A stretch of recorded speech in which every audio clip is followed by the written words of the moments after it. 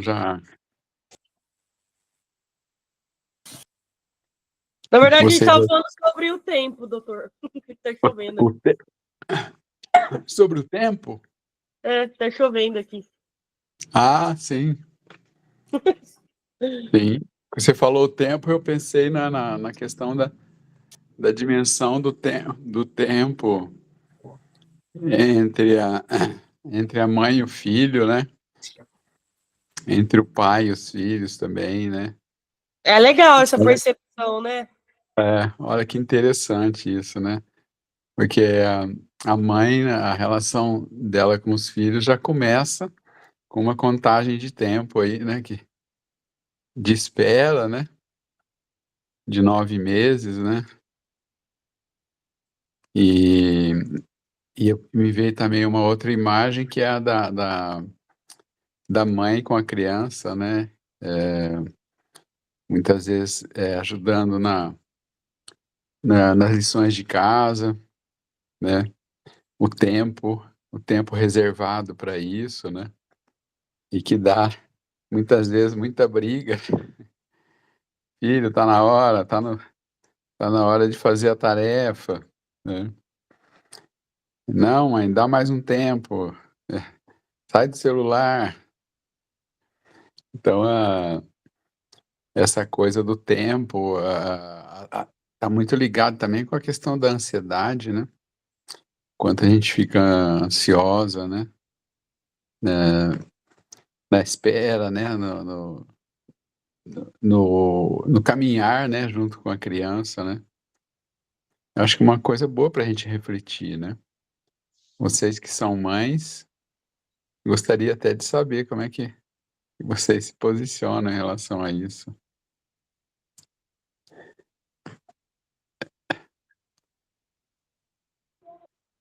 O A pessoal já doutora tocou está em. com o microfone. Ah, isso. Acabei de ligar, eu estava pensando se eu ia ser a primeira a falar. Tocou em pontos Sim. nevrálgicos. Hoje parecia que estava lendo minha mente, né? Exatamente os dramas que a gente vive nessa, Hum, nessa relação, né, de maternidade, as obrigações, entre aspas, que são impostas e a gente assume como responsabilidade nossa, né? Eu acho uhum, engraçado isso, né? Isso é responsabilidade da mãe. Então, vigiar a tarefa, cuidar do asseio da criança, da roupa, do lanche, são tantos uhum. afazeres, né? E a dimensão do tempo realmente fica aí nessa. O nosso tempo tem que render 10 vezes. Verdade. Principalmente as mães que ainda, além dos afazeres da casa, além do cuidado com a família toda, ainda tem outra jornada, né? Então, a gente se desdobra ou faz duas, três coisas ao mesmo tempo ou não dá conta dessa demanda. E esse ponto de chamar a atenção para o que é imprescindível, para o que é, assim, para a rotina, né? Uhum. Porque a criança tem que começar a desenvolver de responsabilidade e tudo mais, isso é um desafio. Hoje em dia, eu sinto, claro, eu sou mãe agora, mas conversando com mães de outras gerações, parece que era um pouco diferente, porque não tinham tantos atrativos para as crianças, né? Então a gente fica Sim. numa luta com eles, não com eles, mas numa luta com os eletrônicos, assim, que é injusta, né? Para de jogar videogame para fazer tarefa. Isso é um crime. Que criança que vai querer fazer isso, né? Pois é. Essa responsabilidade, na maioria das vezes, cai para a gente, né? De tentar fazer a criança achar a tarefa mais atrativa do que o videogame. É, é interessante essa inversão, né? Que você frisou aí, né? Dessa. Hoje as mães querem que os filhos saiam para brincar e antigamente as mães queriam que os filhos parassem em casa, né? Porque só ficava na rua, né? Na minha infância, pelo menos foi assim, né? E, e a coisa foi mudando, né? E hoje em dia está todo mundo meio perplexo, né? Com essa revolução aí da internet, né? Das mídias, né? E parece que a gente está tendo que que viver às vezes eu uso essa imagem, né? A gente viver um surfista na crista da onda, né? Você não sabe para onde vai, mas a onda tá ali e você tem que surfar, querendo ou não querendo, você tem que surfar, você tem que. E hoje a gente está com muita coisa, né? Quantidade de informações que a gente tem, medido até, né, por pesquisas, né? É absurdamente maior, né, do que há 10 anos atrás, e há 10 anos atrás já era 100 vezes maior do que há 20 anos atrás, né? Então, a quantidade de informações que chegam até nós, isso nunca existiu, né? Pelo menos na história conhecida da humanidade, a gente nunca viu isso, né? Isso tem um impacto, né? Isso mexe com a gente de algum jeito, né? E é um jeito novo, né? Não tem muito onde a gente procurar para ler, para estudar, para ver como é que a gente age diante disso, né? Procurar especialistas, né? Os especialistas também estão tentando se virar com isso, né? Então a gente ficou num mundo, como aquele ditado popular, né? Então, num mato sem cachorro, né? Não tem, não tem muito quem nos oriente, não. A gente precisa. Eu acho que eu vejo assim como a possibilidade da gente ter que resgatar o coletivo, né? Resgatar a relação entre nós, né? Entre as pessoas, né? E, e ver o que a gente, se dando as mãos, o que a gente consegue, né?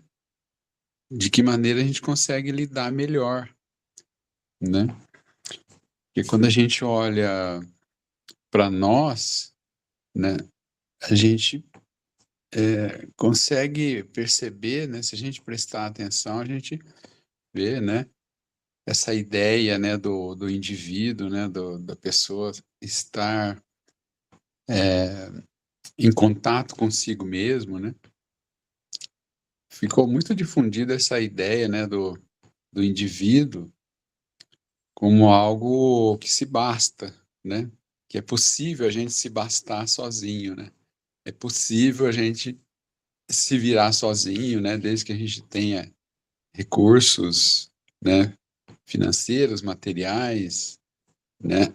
Logísticos, mas a gente já sabia que isso não era possível, né?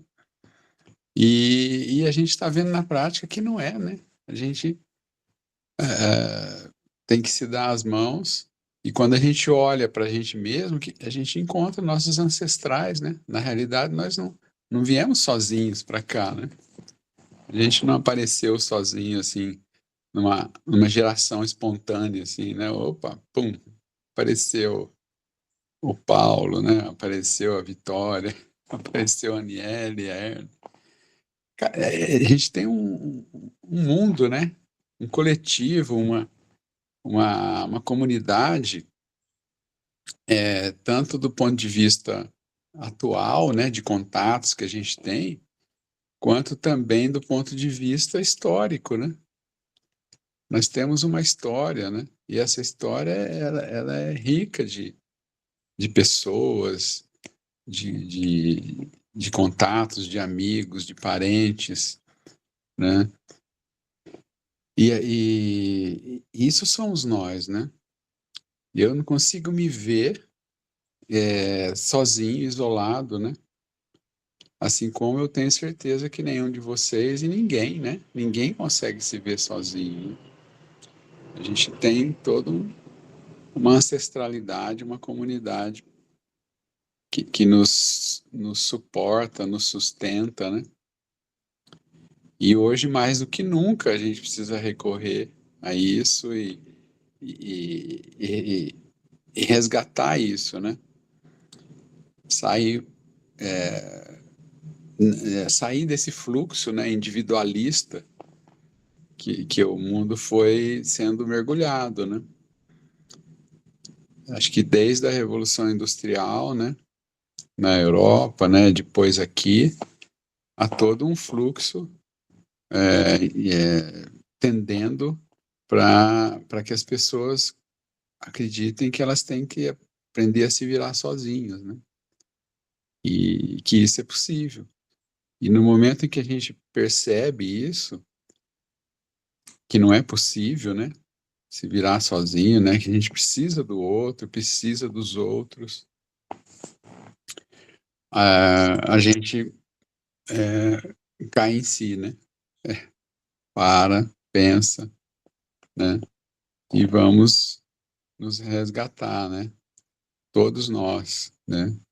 E essa, até a ideia dessa live ser feita assim, nesse formato, tá dentro dessa proposta, né? A gente poder compartilhar, né?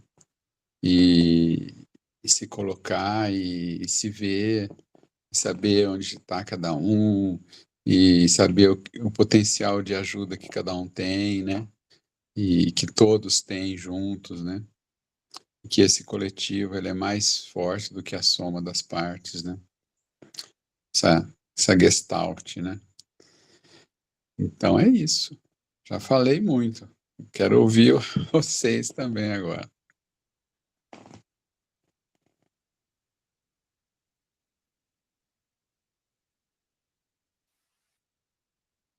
As meninas estão tímidas hoje, hein? A Dulcineia e a Ellen estão quietinhas. Estou só de olho.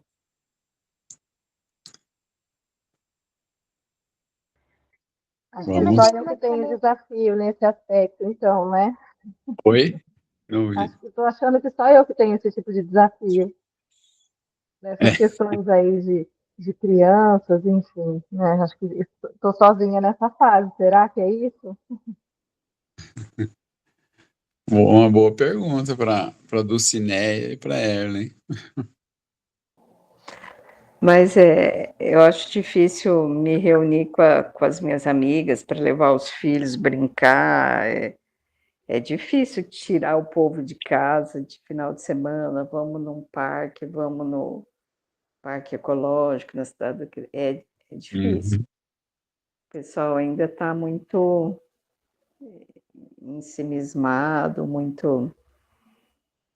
Eu tenho me esforçado para tirar um pouco o João de casa e, enfim, de tanto as terapeutas falar, precisa tirar da tela, leva para o parque, mas ter companhia não é uma coisa muito simples, né? Ele gosta de estar com outras crianças. Então, vejo que todo mundo está muito fechado, né, em si, fechado em casa. Enfim, é uma coisa que eu observo.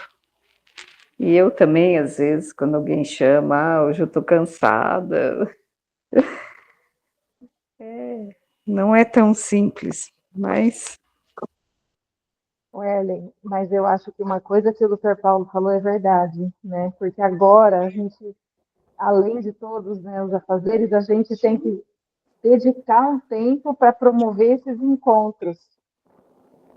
E num tempo não tão distante, as crianças saíam para brincar e os pais ficavam em casa. Não tinha que ter todo esse dispêndio, né, de tempo, energia e tudo mais para poder promover esses encontros com as Uhum. crianças.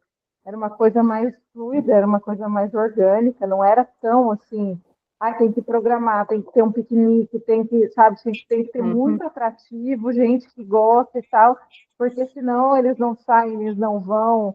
E um pouco também eu acho que é a questão da gente o jeito, né, de encarar algumas coisas mudou bastante. Hoje em dia ninguém deixa a criança solta na rua brincando. Eu não vejo mais isso, né? Não Eu moro tem na mais. casa, eu moro hoje na casa que eu morava quando eu era criança. Então eu estou criando os meus filhos no ambiente em que eu fui criada. E é absolutamente diferente a dinâmica. Uhum. Então, assim, eu acho que a demanda para a gente aumentou muito, né? Em relação a isso, e para tentar promover esses encontros e essa socialização também. Por isso elas têm ficado cada vez menos frequentes.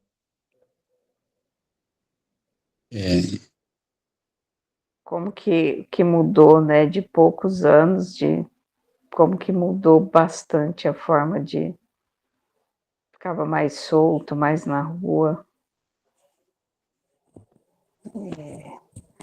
E tinha muita gente que falava, não, eu prefiro que fique no computador jogando porque acho mais seguro do que ficar na rua. E eu acho que foi uma grande ilusão.